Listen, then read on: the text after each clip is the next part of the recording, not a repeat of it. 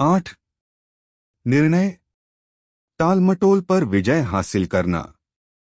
दौलतमंद बनने की ओर 7वां कदम। 25,000 असफल पुरुषों और महिलाओं के विश्लेषण से यह तथ्य सामने आया कि निर्णय का अभाव असफलता के 31 प्रमुख कारणों की सूची में सबसे ऊपर था। टालमटोल की आदत, जो निर्णय करने के विरोधी हैं, एक आम शत्रु है जिसे हर आदमी को जीतना चाहिए। जब यह पुस्तक पढ़ना समाप्त करेंगे और इसमें बताए गए सिद्धांतों को कार्यरूप में बदलने की तैयार होंगे, तो आपको तत्काल और निश्चित निर्णय पर पहुंचने की अपनी क्षमता को जांचने का अवसर मिलेगा। उन सैकड़ों लोगों के विश्लेषण के बाद जिन्होंने दौलत कमाई है और जो 10 लाख डॉलर के पर निकल गए हैं, यह तथ्य सामने आया कि उनमें से हर एक में तत्काल निर्णय पर पहुंचने की आदत थी और इन निर्णयों को अगर बदलना होता था तो वे इन्हें बदलने में जल्दबाजी नहीं करते थे। जो लोग दौलत कमाने में असफल थे, उनमें से हर एक बिना अपवाद के या तो निर्णय लेता ही नहीं था, और अगर लेता भी था तो उसमें बहुत देर लगाता था, परंतु वह लिए गए निर्णय अक्सर बदल लेता था और इसमें जल्दबाजी का परिचय देता था। हेनरी फोर्ड के कई उत्कृष्ट गुणों में से एक था निर्णय पर तत्काल और निश्चित रूप से पहुंचने की आदत और उस निर्णय को बदलने में देर लगाना। यह गुण मिस्टर फोर्ड में इतना अधिक था, कई इससे उनकी छवि जिद्दी व्यक्ति की बन गई। यही गुण था जिसकी वजह से मिस्टर फोर्ड ने अपना प्रसिद्ध मॉडल टी दुनिया की सबसे बदसूरत कार बनाना जारी रखा, जबकि उनके सभी परामर्शदाता और कार के कई खरीदार भी इसे बदलने के लिए उनसे आग्रह कर चुके थे कि शायद मिस्टर फोर्ड ने इस बदलाव को करने में बहुत देर लगा दी। परंतु कहानी का दूसरा पहलू यह है कि फोर्ड दृढ़ निर्णय की वजह से ही वे बेहद अमीर बने, इसके पहले कि मॉडल में परिवर्तन आवश्यक हुआ। इसमें कोई संदेह नहीं है कि फोर्ड की निश्चित निर्णय पर पहुंचने की आदत को उनकी जिद माना गया, परंतु यह गुण निर्णय पर देर से पहुंचने और उन्हें जल्दी बदलने से फिर भी बेहतर है। अधिकांश लोग जो अपनी आवश्यकताओं के अनुरूप धन कमाने में असफल रहते हैं, आमतौर पर दूसरों के विचारों से आसानी से प्रभावित हो जाते हैं। वे अपने लिए सोचने का काम अखबारों और गपशप करने वाली अपने पड़ोसियों पर छोड़ देते हैं। राय दुनिया की सबसे सस्ती वस्तु है। यह हर एक के पास उपलब्ध होती है। जो उस व्यक्ति पर थोप दी जाती है, जी उन्हें स्वीकार करता है। अगर आप निर्णय पर पहुंचते समय दूसरों की राय से प्रभावित होते हैं, तो आप अपनी इच्छा को धन में रूपांतरित करने की बात छोड़ ही दे, किसी भी काम में सफल नहीं होंगे। अगर आप दूसरों की राय से ही प्रभावित होते रहते हैं, तो आपकी अपनी कोई इच्छा नहीं होगी।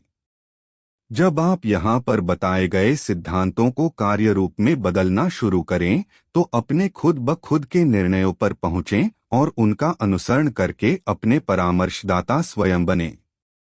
अपने मास्टरमाइंड समूह के सदस्यों के अलावा किसी दूसरे को अपने विश्वास में न लें। अपने मास्टरमाइंड समूह के बचने के बारे में बेहद सतर्क रहे ताकि आप केवल उन्हीं को चुनें जो आपके लक्ष्य के प्रति पूरी सहानुभूति और उत्साह अनुभव करते हैं। अधिकांश लोग जो अपनी आवश्यकताओं के अनुरूप धन कमाने में असफल रहते हैं, आमतौर पर दूसरों के विचारों से आसानी से प्रभावित हो जाते हैं। वे अपने लिए सोचने का काम अखबारों और गपशप करने वाली अपने पड़ोसियों पर छोड़ देते हैं। राय दुनिया की सबसे सस्ती वस्तु है। यह हर एक के पास उपलब्ध होती है। जो उस व्यक्ति पर थोप दी जाती है, जी उन्हें स्वीकार करता है। अगर आप निर्णय पर पहुंचते समय दूसरों की राय से प्रभावित होते हैं, तो आप अपनी इच्छा को धन में रूपांतरित करने की बात छोड़ ही दे, किसी भी काम में सफल नहीं होंगे। अगर आप दूसरों की राय से ही प्रभावित होते रहते हैं, तो आपकी अपनी कोई इच्छा नहीं होगी।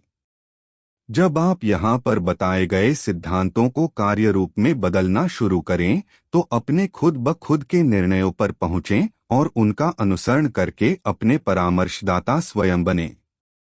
अपने मास्टरमाइंड समूह के सदस्यों के अलावा किसी दूसरे को अपने विश्वास में न ले।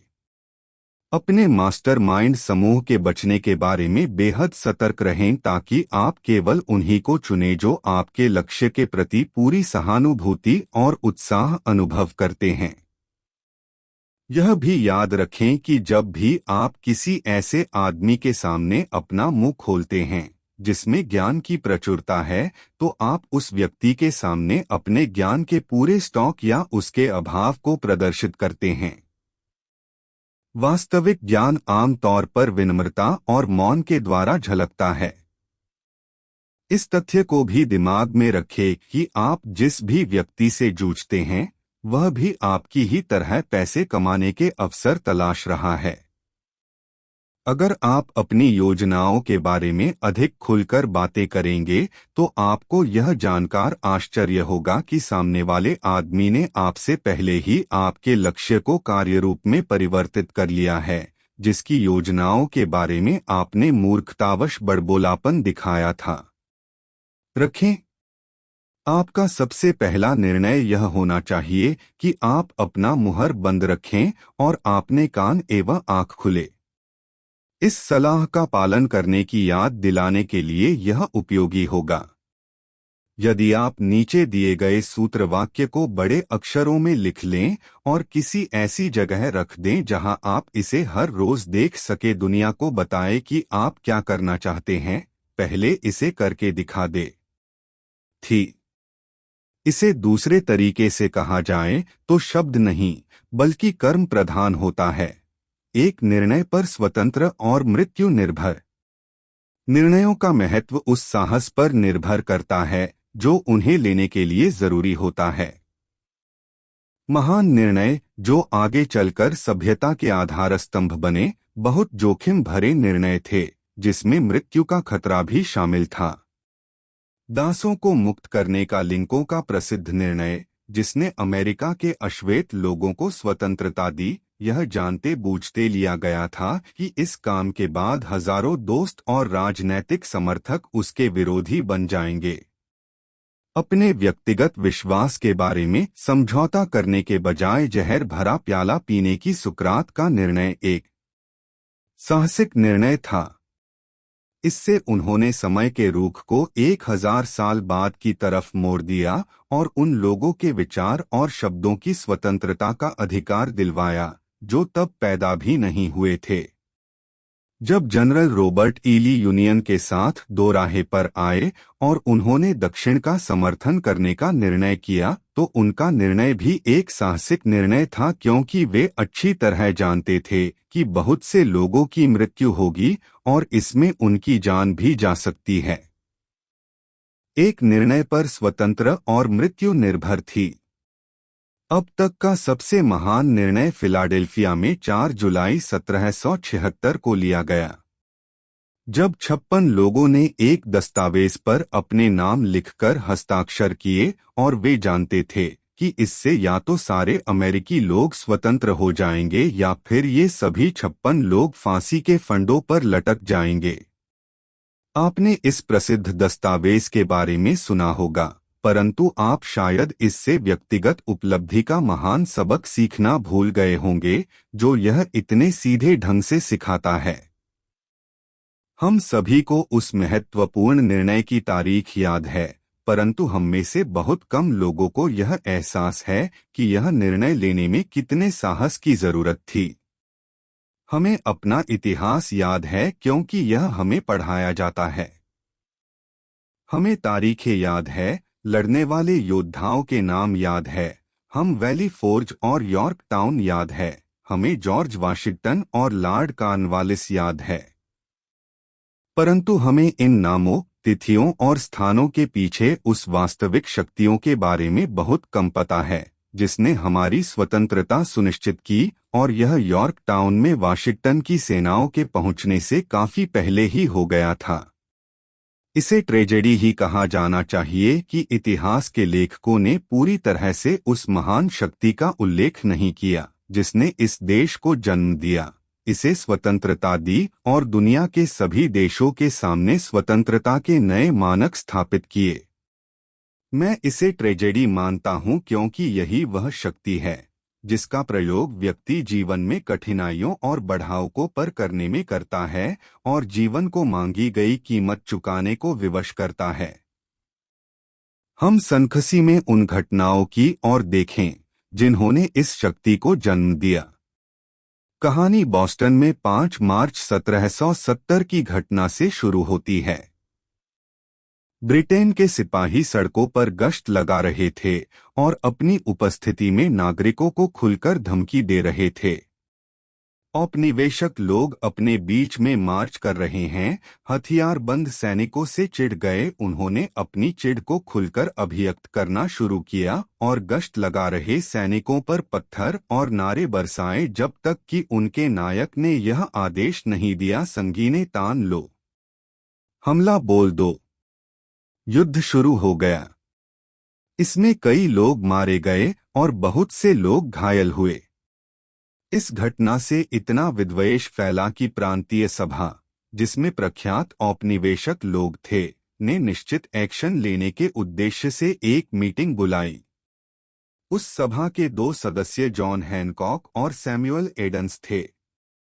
वे साहस के साथ बोले और उन्होंने यह घोषणा की कि बॉस्टन से सभी ब्रिटिश सैनिकों को बाहर निकालने का प्रस्ताव पारित करना चाहिए। याद रखिए, इन लोगों के दिमाग जो फैसला हुआ उसे उस स्वतंत्रता की शुरुआत कहा जा सकता है जिसका आज सभी मरीची नागरिक उपभोग कर रहे हैं। यह भी याद रखें कि इन 2 लोगों को यह निर्णय लेने के लिए बहुत आस्था और साहस की जरूरत थी क्योंकि यह एक खतरनाक फैसला था। सभा के खत्म होने से पहले सैमुअल एडम्स को नियुक्त किया गया कि वह प्रांत हचिंसन से मिलने जाए और ब्रिटिश टुकड़ियों की वापसी की मांग करें। उनका आग्रह मान लिया गया और टुकड़ियां बॉस्टन से हट गई, परंतु यह अध्याय यही नहीं समाप्त हुआ। इसने एक ऐसी स्थिति उत्पन्न कर दी थी जिससे समूची मानव सभ्यता का इतिहास बदल गया। रिचर्ड हेनरी ली इस कहानी में एक महत्वपूर्ण तत्व इसलिए बने क्योंकि उनमें और सैमुअल एडम्स में अक्सर पत्राचार होता रहता था जिसमें वे अपने प्रांत के लोगों के कल्याण के बारे में आशा और डर को खुलकर बताते थे। इस आदत से एडम्स के मन में यह विचार आया कि 13 कॉलोनियों के बीच पत्रों के आपसी आदान प्रदान से उनके प्रयासों में समरूपता आ जाएगी जो समस्याओं को सुलझाने के संबंध में बहुत सहायक सिद्ध होगी। मार्च 1772 में बॉस्टन में सैनिकों के साथ हुई झड़प के 2 साल बाद एडम्स ने इस विचार को सभा के सामने एक मोशन के रूप में रखा कि कॉलोनी में कुछ संवाददाता नियुक्त किए जाएं जिसका लक्ष्य हो ब्रिटिश अमेरिका की कॉलोनी की बेहतरी के लिए मैत्रीपूर्ण सहयोग को बढ़ा देना। यह उस संगठन की शुरुआत थी जिसकी वजह से आज हर अमेरिकी नागरिक स्वतंत्र है। मास्टरमाइंड पहले से ही संगठित था। इसमें एडम्स, ली और हैनकॉक थे। कमिटी ऑफ कोरेस्पोंडेंस को बनाया गया। बॉस्टन के दंगे की तरह की घटनाओं के द्वारा कॉलोनी के नागरिक ब्रिटिश सैनिकों के खिलाफ असंगठित युद्ध लड़ रहे थे, परंतु उससे कोई फायदा नहीं हो रहा था। उनकी व्यक्तिगत शिकायतें किसी एक मास्टरमाइंड के नीचे तब तक लोगों के किसी भी समूह ने अपने दिल, दिमाग, आत्मा और शरीर को इकट्ठे एक निश्चित निर्णय में नहीं लगाया ताकि ब्रिटेन के साथ उनका झगड़ा हमेशा के लिए समाप्त हो जाए। इस दौरान ब्रिटेन भी हाथ पर हाथ धरे नहीं बैठा रहा। ब्रिटेन के लोग भी अपनी योजना बना रहे थे और अपनी तरफ से मास्टरमाइंड की तैयारी कर रहे थे और उनके साथ धन तथा संगठित सेना का समर्थन कर रहे थे। सिंहासन ने गेज को हचिंसन की जगह मैसाचुसेट्स के गवर्नर के पद पर नियुक्त किया। नए गवर्नर के पहले कामों में से एक था सैमुएल्स एडन्स के पास संदेश भेजना और उसका उद्देश्य यह था कि डर दिखाकर उसके विरोध को समाप्त कर दिया जाए। उस समय की स्थिति को अच्छी तरह से समझाने के लिए कर्नल फेंटन, वह संदेशवाहक जिसे गेज ने भेजा था, और एडन्स के बीच की चर्चा को यहाँ पर उद्धत करना चाहूंगा। कर्नल फेंटन, मिस्टर एडन्स, मुझे गवर्नर गेज ने अधिकृत किया है ताकि मैं आपको आश्वस्त कर सकूं कि गवर्नर को यह शक्तियां प्रदान की गई हैं कि वे आपको ऐसे लाभ प्रदान कर सके जिनसे आप संतुष्ट हो जाएं। रिश्वत देने का वादा करके एडन्स को अपनी तरफ मिलाने का प्रयास, इसके लिए सिर्फ एक शर्त है, और यह कि आप सरकार के फैसलों का विरोध करना बंद कर दे। गवर्नर की आपको यही सलाह है कि आप सरकार को आगे कभी अप्रसन्न न करें। आपका व्यवहार इस प्रकार का है कि आपको हेनरी अष्टम के कानून द्वारा सजा दी जा सकती है, जिसके द्वारा लोगों पर देशद्रोह का मुकदमा इंग्लैंड में चल सकता है, और इसका फैसला किसी प्रांत का गवर्नर करता है। परंतु अगर आप अपनी राजनीतिक दिशा बदल लेते हैं तो इससे न सिर्फ आपको बहुत से व्यक्तिगत लाभ होंगे बल्कि आपकी सम्राट से सुलह भी हो जाएगी। सैमुएल्स एडन्स के दो निर्णयों में से एक चुनना था। या तो वह अपना विरोध करना बंद कर सकता था और व्यक्तिगत रिश्वत ले सकता था, या फिर वह विरोध जारी रख सकता था और फांसी पर चढ़ने का जोखिम ले सकता था। स्पष्ट रूप से वह समय आ चुका था जब एडन्स तत्काल निर्णय लेने के लिए विवश था, एक ऐसा निर्णय जो उसकी जान भी ले सकता था। एडन्स के कर्नल फेंटन से यह वादा लिया कि कर्नल उसके जवाब को गवर्नर को ज्यों का त्यों सुनाएंगे। एडन्स का जवाब आप गवर्नर गेज को बता सकते हैं कि मुझे विश्वास है कि मैंने सम्राट के साथ काफी पहले सुलह कर ली है। कोई व्यक्तिगत लाभ मुझे इस बात के लिए प्रेरित नहीं कर सकता कि मैं अपने देश के सही काम करना छोड़ दूं। गवर्नर गेज को यह भी बताना कि सैमुएल एडन्स ने उन्हें यह सलाह दी है कि किसी उत्तेजित जनता की भावनाओं का वे अपमान न करे।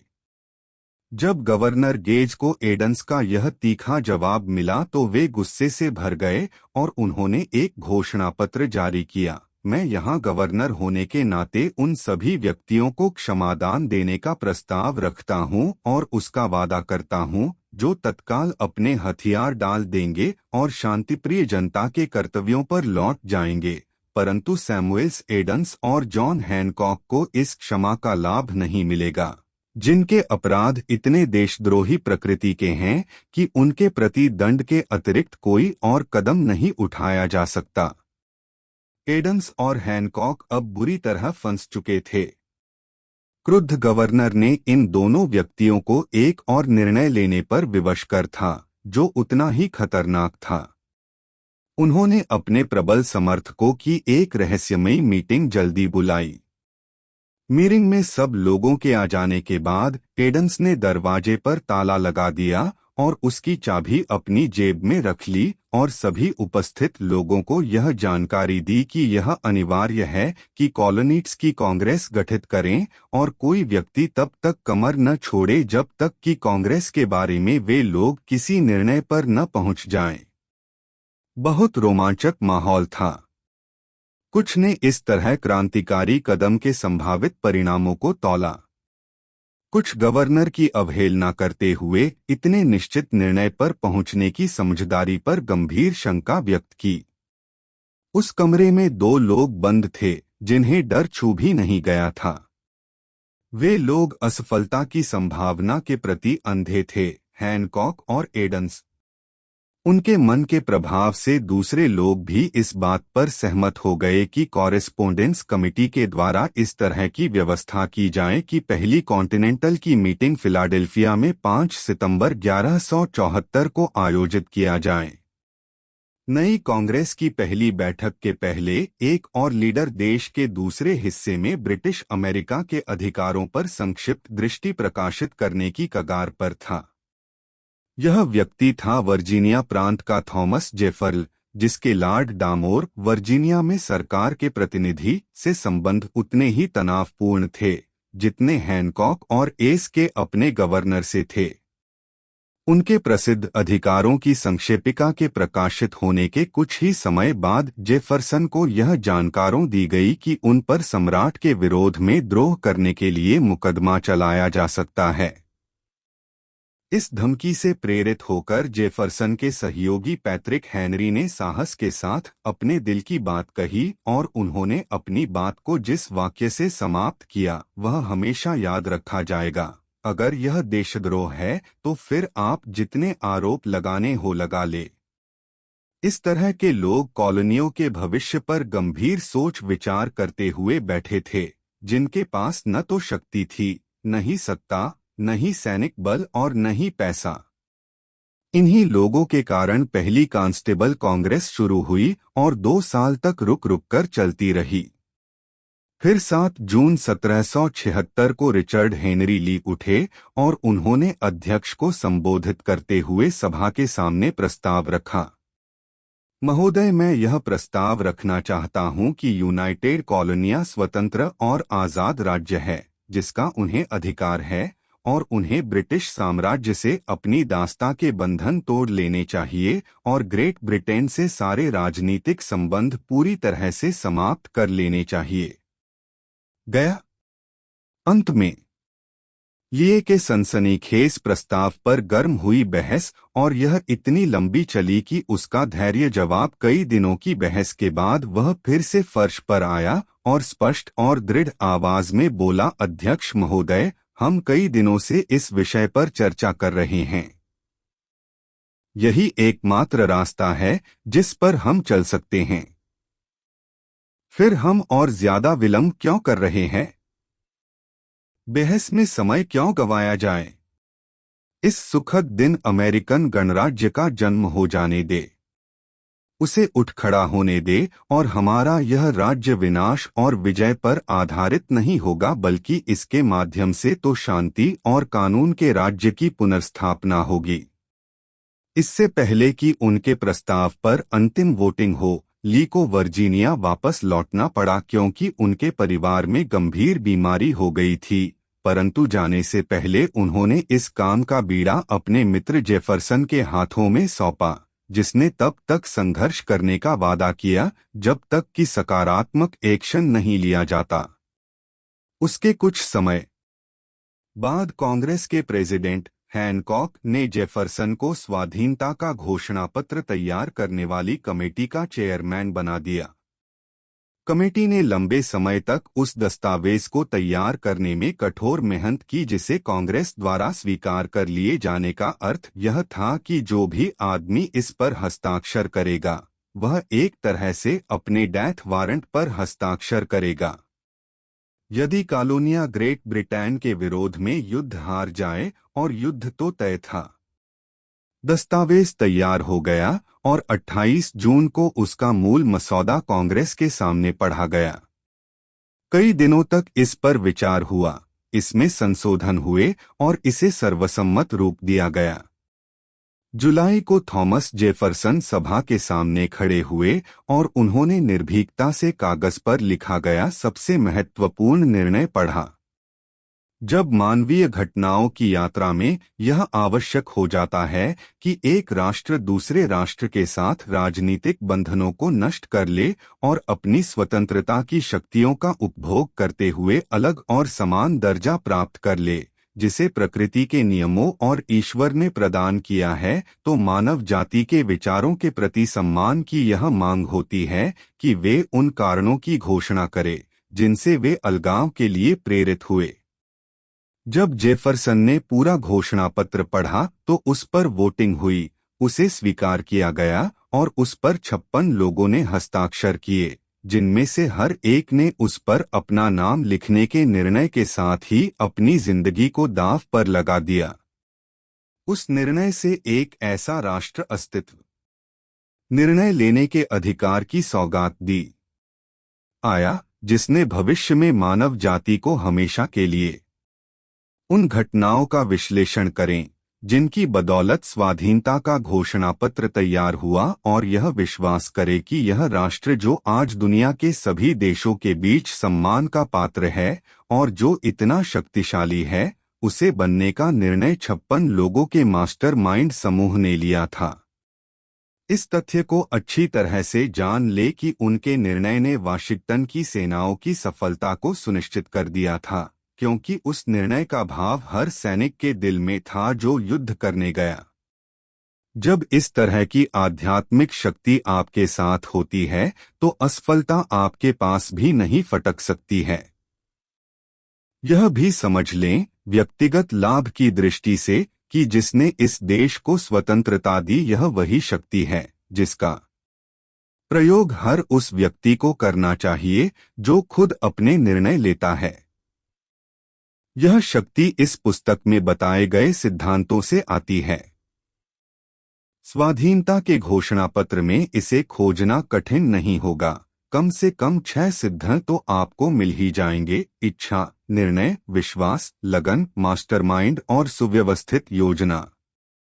इस पूरी फिलॉसफी में यह सुझाव मिलेगा कि अगर प्रबल इच्छा को विचार का समर्थन मिले तो इसमें अपने आप को भौतिक रूप में बदलने की प्रवृत्ति होती है। आप इस तरीके का आदर्श उदाहरण इस कहानी में खोज सकते हैं और यूनाइटेड स्टेट्स स्टील कॉरपोरेशन के संगठन की कहानी भी इस बात का आदर्श उदाहरण है कि विचार किस तरह अद्भुत रूप से रूपांतरित होते हैं। इस तरीके के रहस्य की खोज में चमत्कार की तलाश न करें, क्योंकि आपको चमत्कार नहीं मिलेंगे। आपको केवल प्रकृति के शाश्वत नियम मिलेंगे। यहाँ नियम हर उस आदमी के लिए उपलब्ध है जिसमें इनका प्रयोग करने का विश्वास और साहस है। इनका प्रयोग देश की स्वतंत्रता प्राप्त करने के लिए भी किया जा सकता है और अमीर बनने के लिए भी। जो लोग तत्काल और निश्चित निर्णय पर पहुंचते हैं वे जानते हैं कि वे क्या चाहते हैं और आम तौर पर यह उन्हें मिल जाता है। जीवन के किसी भी क्षेत्र में लीडर्स तत्काल और दृढ़ता से निर्णय लेते हैं। यही वह सबसे प्रमुख कारण है कि वे लीडर्स होते हैं। दुनिया में उस व्यक्ति को जगह देने की आदत होती है जिसके शब्दों और कार्यों से पता चलता है कि वह जानता है कि वह कहाँ जा रहा है। अनिर्णय एक ऐसी आदत है जो बचपन में शुरू होती है। जब बच्चा ग्रेड स्कूल, स्कूल और कॉलेज में आगे बढ़ता है तो यह आदत धीरे धीरे स्थायी आदत बनती जाती है जिसमें लक्ष्य की कोई निश्चितता नहीं होती। अनिर्णय की आदत विद्यार्थियों के साथ उस व्यवसाय में भी जाती है जिसे वह चुनता है, अगर वह सचमुच कोई व्यवसाय चुने। आमतौर पर कॉलेज से निकलने के बाद विद्यार्थी सिर्फ नौकरी की तलाश करता है, चाहे उसे जो नौकरी मिले। वह मिलने वाली पहली नौकरी को करने लगता है क्योंकि उसे अनिर्णय की आदत पड़ गई है। 96% लोग आज ऐसे पदों पर सिर्फ तनख्वाह के लिए काम कर रहे हैं क्योंकि उनमें किसी निश्चित पद की योजना बनाने के लिए निश्चित निर्णय लेने की शक्ति का अभाव था और उनमें यह ज्ञान भी नहीं था कि नियोक्ता का चुनाव कैसे किया जाए। निश्चित निर्णय लेने में हमेशा साहस की आवश्यकता होती है, कई बार तो बहुत अधिक साहस की। 56 लोगों ने जब स्वाधीनता के घोषणापत्र पर हस्ताक्षर किए तो उन्होंने अपने इस निर्णय पर अपने जीवन को दांव पर लगा दिया। जो व्यक्ति किसी पद को हासिल करने के लिए निश्चित निर्णय पर पहुंचता है और जीवन में अपनी सेवाओं को वही केंट वसूल करता है जो वह चाहता है, वह अपने इस निर्णय पर अपने जीवन को तो दांव पर नहीं लगाता है। आर्थिक स्वतंत्रता, अमीरी, अपेक्षित बिजनेस और प्रोफेशनल पद उस व्यक्ति की पहुंच में नहीं है जो इन चीजों की आशा करने, इनकी योजना बनाने और इनकी मांग करने को नजरअंदाज करता है या इससे इनकार करता है। वह व्यक्ति निश्चित रूप से दौलत कमा सकता है जो उस तरह से अमीरी की इच्छा रखे जिस तरह सैमुअल एडम्स ने कॉलोनियों की स्वतंत्रता की इच्छा की थी। आधुनिक वक्त का सबसे बढ़िया उदाहरण फेडरल एक्सप्रेस, फेडेक्स के फाउंडर फ्रेड स्मिथ हैं। जिन्होंने निर्णय लेने का साहस किया। जब वह येल विश्वविद्यालय से इकोनॉमिक्स की शिक्षा ग्रहण कर रहे थे, तब उनके प्रोफेसर ने बताया कि निकट भविष्य में एयर फ्राइट ही एयरलाइंस का धन कमाने का मुख्य स्रोत होगा। इसके विपरीत स्मिथ ने परीक्षा में बिल्कुल उलट लिखा। उनका मानना था कि यात्रियों के लिए जो रूट है, वह वस्तुएं ले जाने के लिए उचित नहीं है। उन्होंने पाया कि सामान अधिक होने के साथ उनका किराया कम नहीं होगा।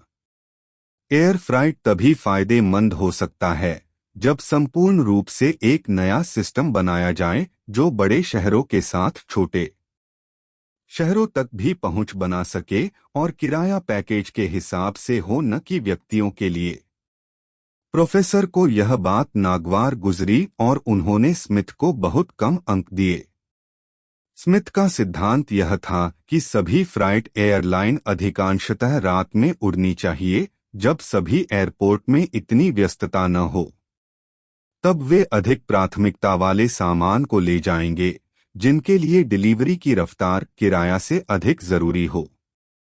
ये सभी सामान एक जगह पर एकत्रित किए जाएंगे। उन्होंने अपना शहर में फिस चुना, जहां से कंप्यूटर द्वारा सारे सामान अलग अलग किए जाएंगे और उनके गंतव्य तक पहुंचने के लिए लोड किए जाएंगे। छोटे शहरों को सामान भेजने का तंत्र मजबूत करने के बाद ये जहाज संपूर्ण देश और फिर पूरे विश्व के लिए उड़ान भरने लगेंगे। स्मिथ को यह विश्वास था कि देश के उद्यम पूंजीपति इस अभिनव विचार पर उत्साहित होंगे और पसंद करेंगे। पर उनकी आशा के विपरीत उन पूंजीपतियों ने बहुत कम इंटरेस्ट दिखाया। पर यह सब स्मिथ को रोकने के लिए काफी नहीं थे। इस प्रोजेक्ट के लिए उनका समर्पण और जुनून ही था जिसके द्वारा उन्होंने $91 मिलियन की पूंजी एकत्र कर ली। उस वक्त उनकी प्रतिस्पर्धी कंपनियों को यह महसूस हुआ कि स्मिथ का विचार उनकी इंडस्ट्री के लिए संभावित खतरा है।